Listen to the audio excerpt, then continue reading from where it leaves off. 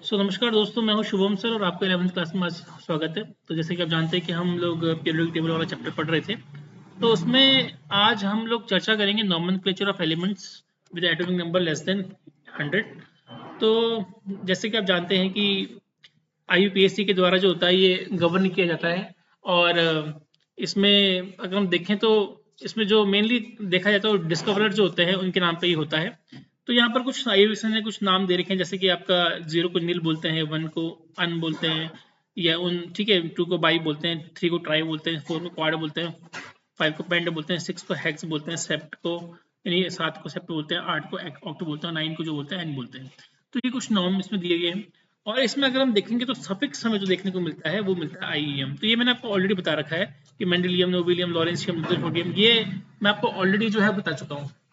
तो ये हम लोग इस पे चर्चा कर चुके हैं। ठीक है, अब इलेक्ट्रॉनिक कॉन्फ़िगरेशन ऑफ ग्रुप्स में इसमें भी चर्चा कर चुके हैं। ठीक है, और पीरियड्स के इलेक्ट्रॉनिक कॉन्फ़िगरेशन में भी हम लोग चर्चा कर चुके हैं। ठीक है, तो अगर हम देखें तो ये सारे क्वेश्चन हमारे हो चुके थे। ठीक है, अगर आज हम करें तो आज हमारे पास जो देखेंगे तो division of element into SPDF blocks, इसको हम इसको देख सकते हैं। ठीक है, हालांकि ये वाले पॉइंट हम लोगों ने कर रखे हैं, लेकिन फिर भी थोड़ा चर्चा कर लेते हैं इसकी कि जो हमारा पीरियोडिक टेबल है, जैसे कि आपको पता ही है कि इसको हम 4 ब्लॉक में डिवाइड करते हैं, S block, P block, D block और F ब्लॉक में डिवाइड करते हैं। और जो डिवीजन होता है बेसिकली वो इलेक्ट्रॉनिक कॉन्फ़िगरेशन के ऊपर डिपेंड करता है। तो S ब्लॉक एलिमेंट में जो क्या होता है, आखिरी इलेक्ट्रॉन जो होता है वो S ऑर्बिटल में होता है। ये मैं आपको ऑलरेडी पढ़ा चुका हूँ। ठीक है, अगर आप प्रीवियस वीडियो देखेंगे तो उसमें आपको ऑलरेडी मिल जाएगा। ठीक है, तो NS1 जो NS1 कॉन्फ़िगरेशन का जिसमें होता है, जिसमें कि इलेक्ट्रॉन जो है वो S में आता है आपका, तो वो आपका एल्कली मेटल होता है। और जो NH2 होता है आपका वो होता है एल्कलाइन अर्थ मेटल। ये ऑलरेडी मैं डिस्कस कर चुका हूँ। और जनरल इलेक्ट्रॉनिक कॉन्फ़िगरेशन जो होता है NS1 to 2, इसका जनरली हम लोग लिखते हैं। N की वैल्यू जो रहती है यहाँ पर, N की वैल्यू 2 से लेकर 7 तक रहती है इसकी वैल्यू। ठीक है, तो जैसे 2s1, 2s2, 2s1 हो गया, 3s1 हो गया, 4s1 हो गया, इस तरीके से क्या होता है ये चलता है। ठीक है, आई होप आप मेरी बात को समझ रहे होंगे। एस ब्लॉक एलिमेंट की कुछ जनरल कैरेक्टरिस्टिक होती है, वो सॉफ्ट मेटल्स होते हैं और उनका जो मेल्टिंग और बॉइलिंग पॉइंट होता है कैसा होता है, लो होता है। ठीक है, उनके पास जो आयनेशन एनर्जी होती है वो लो होती है। और उनके पास जो इलेक्ट्रोपॉजिटिविटी की बात करेंगे वो हाईली इलेक्ट्रोपॉजिटिव होते हैं। और ये बहुत ही ज़्यादा रिएक्टिव मेटल्स भी होते हैं, और ये स्ट्रॉन्ग रिड्यूसिंग एजेंट भी होते हैं, और ये गुड कंडक्टर ऑफ हीट और इलेक्ट्रिसिटी भी होते हैं। ठीक है, ब्लॉक एलिमेंट की बात करेंगे तो ब्लॉक एलिमेंट में क्या होगा कि जो आखिरी इलेक्ट्रॉन होगा वो कहाँ जाएगा, वो पी ब्लॉक में जाएगा। ठीक है, आखिरी एलिमेंट जो होगा कहाँ पर जाएगा, पी ब्लॉक में होगा। और पी ऑर्बिटल जो होती है आपको पता है कि 3 होती है, और पी ऑर्बिटल में जो है वो 3 आपको दिखता है। और इसमें 1 2 3 4 5 6 इलेक्ट्रॉन इसमें जो है वो आपके आ सकते हैं। ठीक है, ठीक है, तो इसलिए उसको पी ब्लॉक बोलते हैं कि आखिरी इलेक्ट्रॉन जो होगा वो पी शेल्स में आता है, पी शेल्स में आता है, तो उसको क्या बोलते हैं, पी ब्लॉक बोलते हैं। तो इसमें अगर हम देखेंगे तो इसमें ग्रुप 13 से लेकर ग्रुप 18 तक, यानी ग्रुप जो आपका 13 है और ग्रुप जो 18 है वहां तक आपका ये देखने को मिलता है। जैसे कि 13 जो है बोरॉन फैमिली का है, 14 जो है कार्बन फैमिली का है, 15 ग्रुप जो है नाइट्रोजन फैमिली का है, 16 ग्रुप जो है ऑक्सीजन फैमिली का है जिसको हम चारकोजेंस भी कहते हैं, और ग्रुप 17 जो है वो क्या है, हेलोजन का है जिसको हम हेलोजन कहते हैं, और ग्रुप जो लास्ट ग्रुप है इनर्ट गैस जिसको हम नोबल गैस बोलते हैं, वो आपका यहाँ पर रहता है। तो आप देखेंगे कि जो इलेक्ट्रॉन 1 है, अगर आप देखेंगे NP1, फिर आपका NP2, फिर आपका NP3, फिर आपका NP4, तो ये आखिरी इलेक्ट्रॉन जो है ये पी ऑर्बिटल में आ रहा है, वो 1 2 3 4 करते हुए आ रहा है। ठीक है, क्लियर है। तो इसी को हम क्या बोलते हैं, इसी को हम लोग बोलते हैं कि भाई पी ब्लॉक में इसमें आ रहा है। तो 1 से लेकर 6 तक जो आपको एलिमेंट देखने को मिलता है वो जनरली हमें देखने को मिलता है। कुछ जनरल कैरेक्टरिस्टिक्स हमें देखने को मिलती है कि इनकी जो आयनेशन एनर्जी होती है वो एस ब्लॉक से क्या होती है, कंपेरेटिवली क्या होती है, हाई होती है। इनमें जो कंपाउंड बनते हैं बेसिकली कैसे बनते हैं, कोवलेंट कंपाउंड बनते हैं। और ये अगर देखें तो ये एक से ज्यादा ऑक्सीडेशन स्टेट को क्या करते हैं, शो करते हैं। ठीक है, इसमें मेटल भी होते हैं, इसमें नॉन मेटल भी होते हैं। और नॉन मेटल जो होते हैं वो मेटल से क्या होते हैं, हायर होते हैं।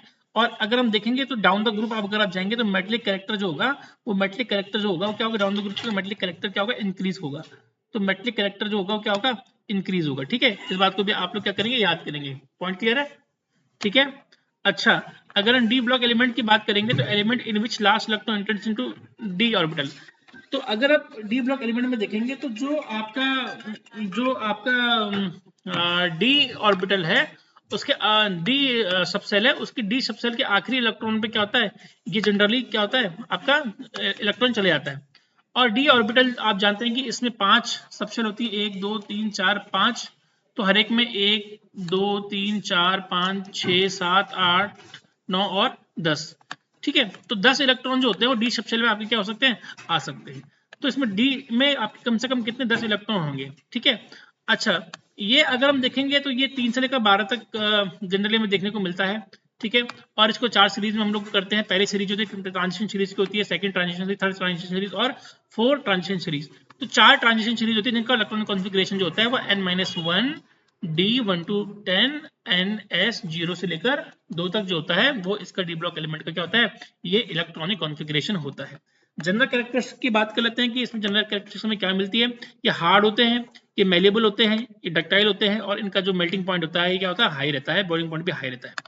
अगर बात करें तो कंडक्टर के होते हैं, हीट और इलेक्ट्रिसिटी के गुड कंडक्टर होते हैं। These are good conductor of heat and electricity. इनमें वेरिएबल ऑक्सीडेशन स्टेट होती है, ठीक है। अगर आप देखेंगे तो +7 से लेकर 0 और ठीक है, तो -7 तक ये इसमें ऑक्सीडेशन स्टेट ऑक्सीडेशन स्टेट्स में दिख जाती है। 0 से लेकर +7 तक ऑक्सीडेशन स्टेट दिख जाती है। इसमें कुछ कलर्ड कॉम्प्लेक्सेस दिख जाती है क्योंकि कोऑर्डिनेशन कंपाउंड का निर्माण ही करते हैं। तो इसमें जो हमें क्या है, इसमें कलर्ड कॉम्प्लेक्सेस जो होते हैं वो हमें क्या होते हैं, देखने को मिल जाते हैं, ठीक है। अच्छा, अगर हम देखें तो they form both ionic and covalent compound. इसमें दोनों कंपाउंड बनते हैं, इसमें आयोनिक कंपाउंड भी बनते हैं और इसमें क्या बनते हैं, आपके कोवेलेंट कंपाउंड भी इसमें क्या होते हैं, बनते हैं, ठीक है। अच्छा, दूसरी बात कि अगर हम ट्रांजिशन मेटल्स की बात करें तो ये जनरली क्या करते हैं, एलॉय का फॉर्मेशन करते हैं। याद रखिएगा कि ये क्या बनाते हैं, एलॉय को बनाते हैं। तो एग्जाम के लिए पॉइंट ऑफ व्यू से ये बहुत ही इंपॉर्टेंट है कि ये किस चीज का फॉर्मेशन करते हैं। तो ये किसका फॉर्मेशन करते हैं, ये एलॉय का फॉर्मेशन करते हैं। अच्छा, एफ ब्लॉक एलिमेंट की बात करते हैं। एफ ब्लॉक एलिमेंट में अगर आप देखेंगे तो लास्ट इलेक्ट्रॉन जो होता है वो एफ ऑर्बिटल में क्या करता है, वो एफ ऑर्बिटल में आता है, ठीक है। और वहां पर अगर हम उसकी इलेक्ट्रॉनिक कॉन्फ़िगरेशन की बात करेंगे आउटर मोस्ट शेल की, तो वो आपकी क्या होगी, n-2 F 0 से लेकर 14, n-1 D से लेकर 0 से 1 to NH2, जहां पर n की वैल्यू क्या होती है, 6 या 7 रहती है। इनको हम क्या बोलते हैं, इनको हम इनर ट्रांजिशन एलिमेंट बोलते हैं। इनको हम क्या बोलते हैं, इनर ट्रांजिशन एलिमेंट बोलते हैं, ठीक है। ये हमारे क्या होते हैं, इनर ट्रांजिशन एलिमेंट बोलते हैं। अब इनकी कुछ कैरेक्टरिस्टिक जनरली मिलती है। दे आर हैवी मेटल्स, ये हैवी मेटल्स होते हैं। इनका high melting point, boiling point होता है। इनके वेरिएबल ऑक्सीडेशन स्टेट्स होते हैं। इनमें अगर हम देखेंगे तो कलर्ड कंपाउंड हमें जनरली देखने को मिलता है। और अगर आप देखेंगे तो इनमें कॉम्प्लेक्सेस बनाने के लिए, कोऑर्डिनेशन कंपाउंड बनाने के लिए अगर हम देखेंगे तो कोऑर्डिनेशन कंपाउंड में कॉम्प्लेक्सेस जो होते हैं ये इनका निर्माण करने के लिए क्या होते हैं, ये इंपॉर्टेंट होते हैं।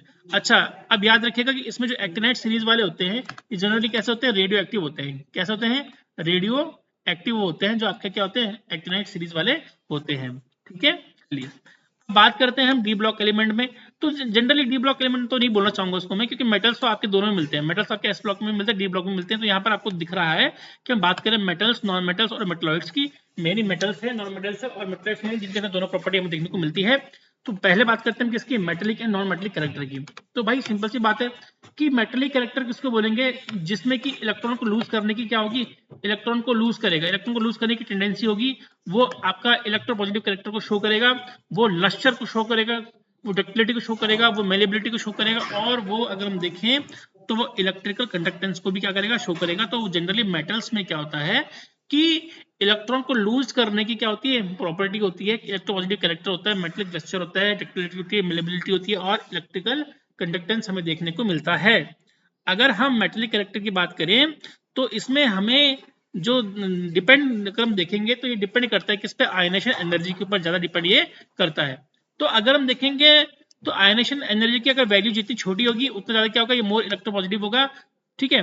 और ज्यादा इसमें क्या होगा, हमें मेटेलिक एलिमेंट हमें देखने को मिल जाएगा अगर, ठीक है। तो जितना कम ये इलेक्ट्रोपॉजिटिव रहेगा, जितना कम ये इसकी आयनेशन एनर्जी रहेगी, उतना ज्यादा ही क्या रहेगा, ये एलिमेंट रहने वाला है, ठीक है। अच्छा, बात कर लेते हैं variation of metallic character in A group. इसमें वेरिएशन में देखने को क्या मिल जाता है कि मेटेलिक कैरेक्टर जो होता है, अगर हम देखेंगे वो टॉप से बॉटम जो होता है वो क्या होता है, टॉप से बॉटम जो होता है वो क्या होता है, इंक्रीज करता है। तो यहाँ पर हम देखेंगे कि मेटेलिक कैरेक्टर जो है वो टॉप से बॉटम क्या है, इंक्रीज कर रहा है। और हम देख सकते हैं किसी भी एलिमेंट में किसी भी अगर हम ग्रुप में देखेंगे तो एलिमेंट ऑफ ग्रुप 14 में हमें जनरली देखने को मिलता है कि टॉप से बॉटम अगर आप जाएंगे तो मेटेलिक कैरेक्टर जो होगा वो क्या करेगा, इंक्रीज करेगा। अच्छा, अगर हम देखेंगे फर्स्ट एलिमेंट तो कार्बन क्या है, एक टिपिकल नॉन मेटल है। नेक्स्ट एलिमेंट जो है Si और जर्मेनियम वो क्या है, मेटलॉइड है। और जो नीचे एलिमेंट होते हैं Sn और Pb वाला जो है वो आपके क्या है, मेटल होते हैं। यानी नीचे नीचे आप जाएंगे तो ऊपर नॉन मेटल होगा, फिर आपका मेटलॉइड आएंगे, फिर आपका क्या बन जाएगा, फिर आपका मेटल देखने को मिलेंगे। तो नीचे जाने पर जो होता है वो मेटल की प्रॉपर्टी जो होती है वो इंक्रीज होना शुरू होती है। नॉन मेटल किस में कन्वर्ट होना शुरू आता है, वो मेटल में कन्वर्ट होना शुरू आता है, मतलब उसकी प्रॉपर्टी जो होती है वो कन्वर्ट होनी शुरू होती है मेटल की तरफ। ठीक है, 14 में आप यहाँ पर देख सकते हैं इस तरीके से कार्बन नॉन मेटल है, सिलिकॉन जो है वो मेटल, जर्मेनियम जो है मेटल है, एसन जो है मेटल है, पीबी जो है वो मेटल है। तो नॉन मेटल से मेटल की ओर क्या हो रहे हैं हम लोग जा रहे हैं। ठीक है, अच्छा variation of metallic character period में देखो कि पीरियड में हमें मेटलिक कैरेक्टर का वेरिएशन क्या देखने को मिलता है। अगर हम पीरियड में मेटलिक कैरेक्टर का वेरिएशन देखने की बात करें तो मेटलिक कैरेक्टर जो पीरियड में क्या है वो चेंज कैसे होता है। तो मेटलिक कैरेक्टर जो होता है जनरली डिक्रीज करता है जब हम पीरियड में लेफ्ट से राइट जाते हैं। तो हम लेफ्ट से जब राइट की ओर जाएंगे तो मेटलिक कैरेक्टर देखो ऊपर से नीचे टॉप टू बॉटम, अगर आप टॉप टू बॉटम जाते हैं तो मेटलिक कैरेक्टर क्या होता है वो इंक्रीज करता है, लेकिन अगर आप लेफ्ट टू राइट जाते हैं तो मेटलिक कैरेक्टर क्या होता है, मेटलिक कैरेक्टर क्या करता है डिक्रीज करता है। ठीक है, ये पॉइंट याद रखिएगा। तो जैसे ही आप सोडियम से कहाँ की ओर जाएंगे, क्लोरीन की ओर जब जाएंगे तो सोडियम मेटल है, मैग्नीशियम मेटल है, एल्यूमिनियम मेटल है, सिलिकॉन मेटल है। लेकिन अगर आप फास्फोरस जाएंगे तो वो नॉन मेटल है, सल्फर जाएंगे तो नॉन मेटल है, लेकिन क्लोरीन जाएंगे तो क्या नॉन मेटल है। तो मतलब कि मेटलिक कैरेक्टर जो होगा वो क्या होगा हमेशा, वो लेफ्ट से क्या राइट की ओर क्या होगा वो डिक्रीज होता जाएगा। तो इस बात को आप लोग क्या करेंगे, याद रखेंगे, समझेंगे। ठीक है, कुछ क्वेश्चन इसमें देख लेते हैं। पहला क्वेश्चन में देखने को मिलता है कि noble gases are named because of their inertness towards reactivity, identify an incorrect statement. तो बस सिंपल सी बात है, noble gas are sparing soluble in water, बिल्कुल सी बात है कि नोबल गैस जो होती है वो सॉल्युबल स्पेरिंग सॉल्युबल होती है वाटर में। नोबल गैस है high melting point, boiling point बिल्कुल गलत है क्योंकि स्टेबल होती है तो इनमें हाई मेल्टिंग पॉइंट और बॉइलिंग पॉइंट नहीं होता है। तो अगर इनकरेक्ट स्टेटमेंट को देखें तो यही हमें मिल गया, क्योंकि नोबल गैस में अगर हम देखेंगे तो डिस्पर्सन फोर्स जो होता है वीक होता है, और नोबल गैस में अगर हम देखेंगे तो लार्ज पॉजिटिव वैल्यूज की होती है, इलेक्ट्रॉन गेन एंथैल्पी जो होती है इससे क्या होती है, लार्ज होती है। तो what is the correct order of orbitals in which electrons are filled. तो आपको मैंने बता रखा है कि आबा प्रिंसिपल जो है, अगर आबा प्रिंसिपल मैंने आपको पढ़ा रखा है इससे पहले कि अगर आप आबा प्रिंसिपल के बारे में जानते होंगे तो आबा प्रिंसिपल में साफ लिखा हुआ है कि भाई कैसे कैसे ऑर्बिटल्स में बहेंगी। तो अगर आप सही देखेंगे तो 4s पहले आता है, 3d बाद में आता है, 4p बाद में आता है, फिर 4f5s आता है, 4d आता है। तो ये आप आबा प्रिंसिपल अगर आपको पता है तो इसी तरीके से आपके जो ऑर्बिटल्स होंगे उसमें इलेक्ट्रॉन क्या होंगी, फील्ड होंगी। ठीक है, अच्छा तीसरा क्वेश्चन अगर हम देखें कि which of the following set of atomic number represent the representative value, इसमें से कौन सा वैल्यू रिप्रेजेंटेटिव होती है। तो ये आपकी चौथा वाला जो है 9, 31, 54, 53, 86 होती है, वो एटॉमिक नंबर जो होता है वो एलिमेंट की रिप्रेजेंटेटिव वैल्यू को क्या कहता है, शो करता है। तो आपको ये पीरियोडिक टेबल के बारे में पता होना चाहिए, तभी आप लोग इसके बारे में जानकारी ले पाएंगे।